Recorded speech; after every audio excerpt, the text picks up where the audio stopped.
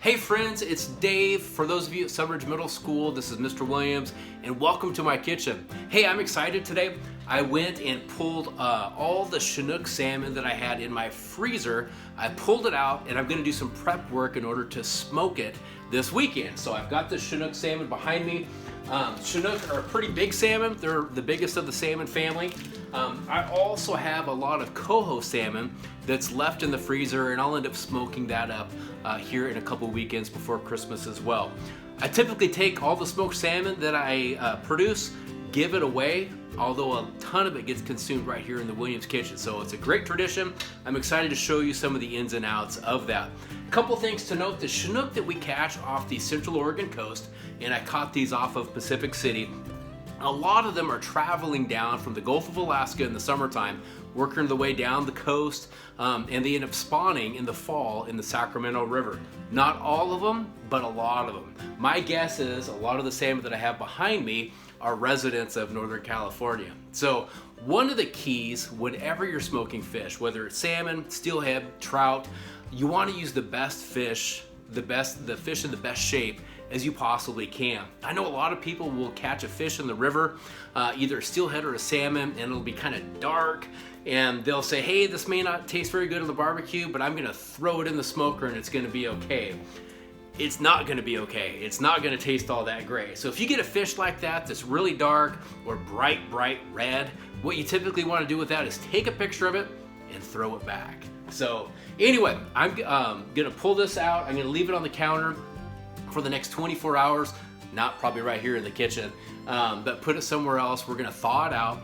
Then tomorrow night, what I'm gonna do is end up cutting up a lot of these big pieces, and I've got some pretty large pieces right here. Cut them up into some smaller chunks. I'm gonna set up some brine and get that all ready to go and put the fish in the brine tomorrow night, and then I'll end up smoking it all day on Saturday. So you'll see some work tomorrow night where I'm gonna end up cutting off the skin, and I'll talk more about that. I'll talk about the recipe that I use for my brine. But in the meantime, I found a ton of old pictures in my phone. They're good salmon shots. So consider this video a little celebration of salmon. And in the meantime, you get to learn how to smoke salmon as well. So I'll be back in 24 hours. But in the meantime, go ahead and check out these old pics.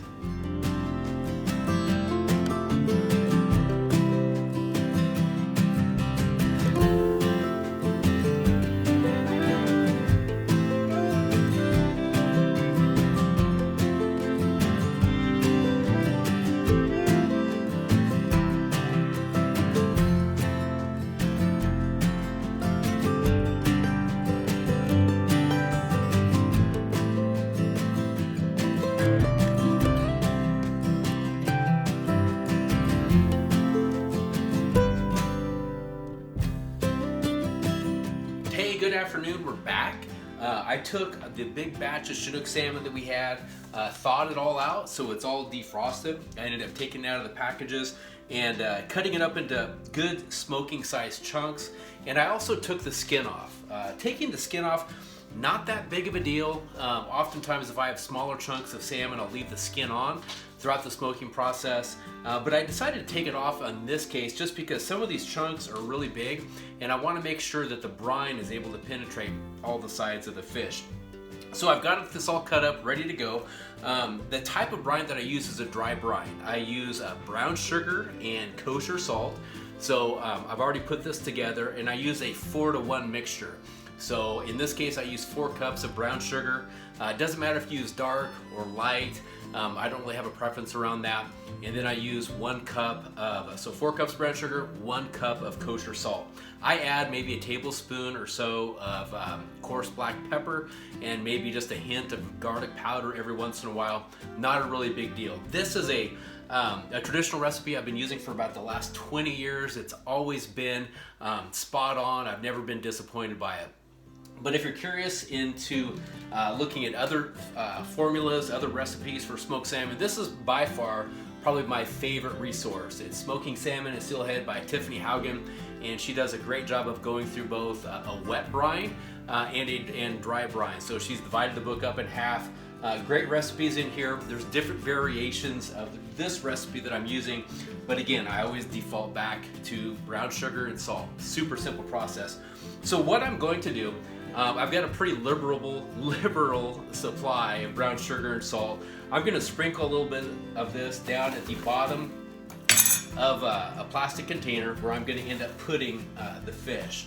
So I'll sprinkle some in here, then I'll take a really good sized chunk and I'm just gonna put these periodically, just space them out, kind of like playing Tetris, all the way throughout the big container. And then I'm gonna end up covering all these pieces of salmon and just letting those set up. So I'll complete this process. I'll probably fill up 2 of these containers where I'm just burying them in the brine. And what's gonna happen is that brine's gonna end up pulling out a lot of moisture from the fish.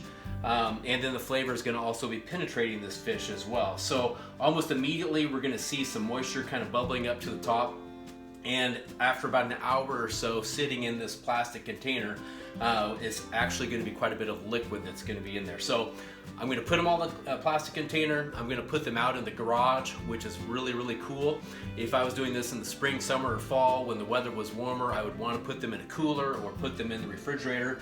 But shoot, when it's 20 degrees outside and your garage is 41 degrees, that is a big refrigerator. So we'll leave that in all night. Then first thing in the morning, we'll end up pulling it out, doing some work with the fish once again, and prepping up the smoker to get it ready. But in the meantime, I'm gonna go ahead and show you a few more pictures that I have in my phone. If you've made it on my boat in the last few years and you've gone salmon fishing with me, chances are I might have a picture or 2 of you to share with you. So enjoy the pics. We'll be back first thing in the morning.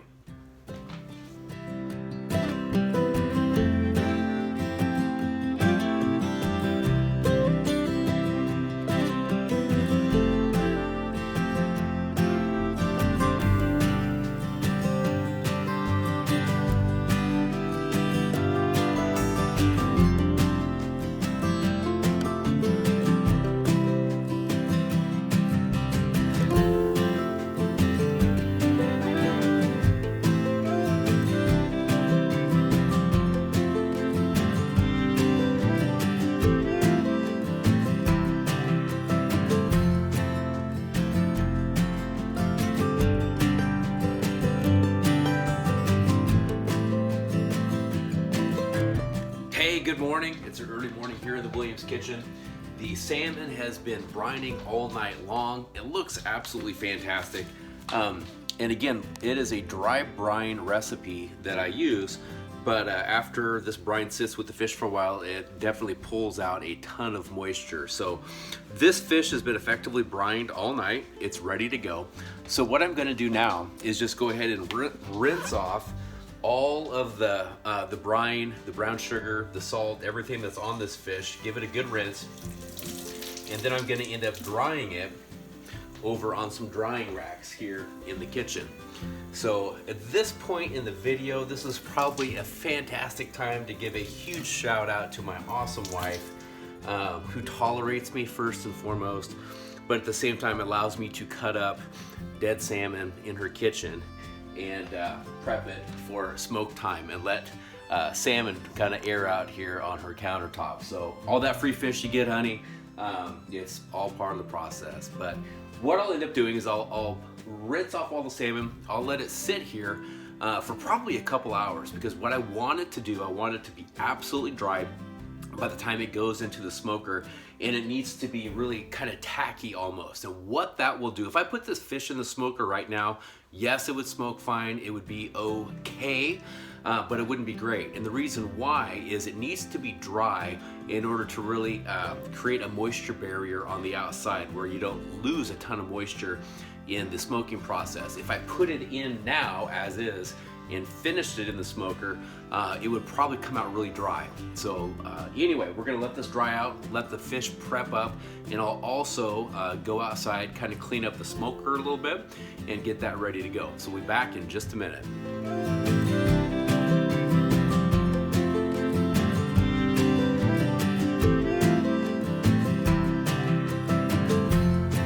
Okay, we're back. We're all ready to go. My dog Jack and I have been coming inside and out, and we've loaded up our smoker. with our salmon, it's all ready to go.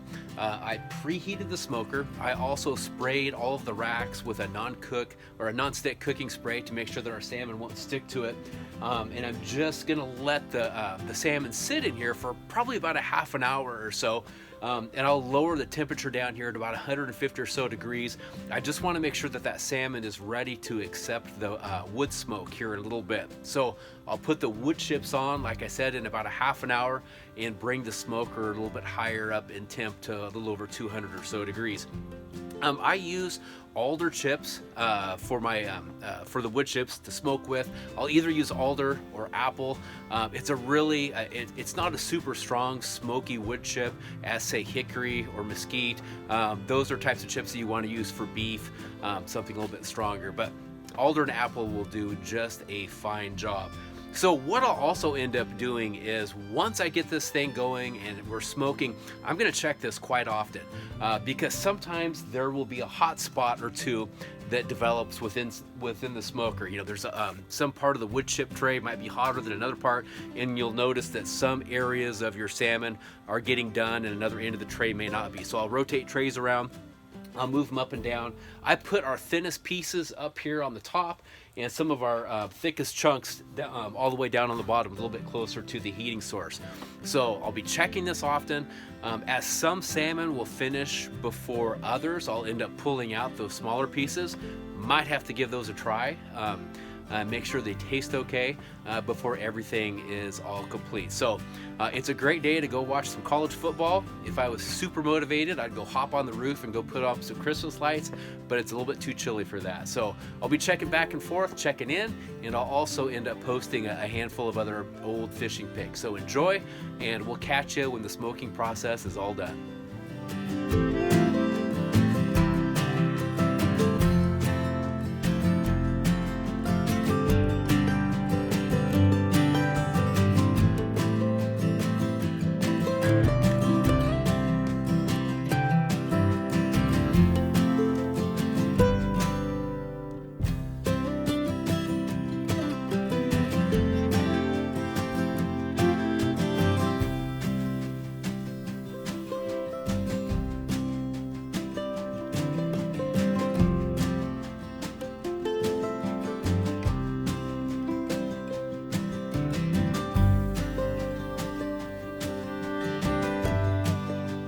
Hey, we're back.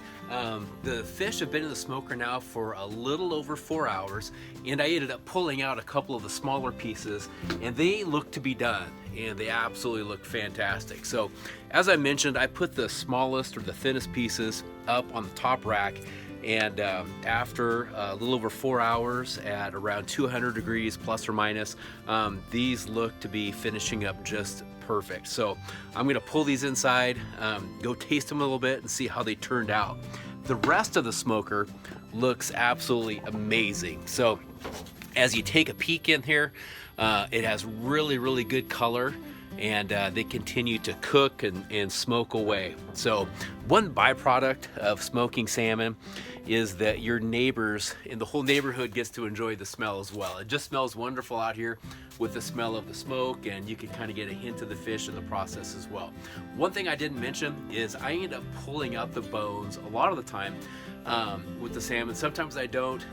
This time I did, and I ended up pulling the bones after the fish were brined. It's really hard to take fish unbrined and pull all the rib bones out because the fish doesn't want to let those bones go. But after you brine it and the moistures, or some of the moistures exited the fish, it's pretty easy to pop out. You could also do it after the smoking process as well. It's pretty easy to pull, just kind of your preferences, you want to do that. So hey, this is the end of the video. I hope you've enjoyed it. I have a few more pictures that I'll show you. So Merry Christmas to you all, and I hope you learned something new, and I hope you get a chance to enjoy some salmon. Have a great day.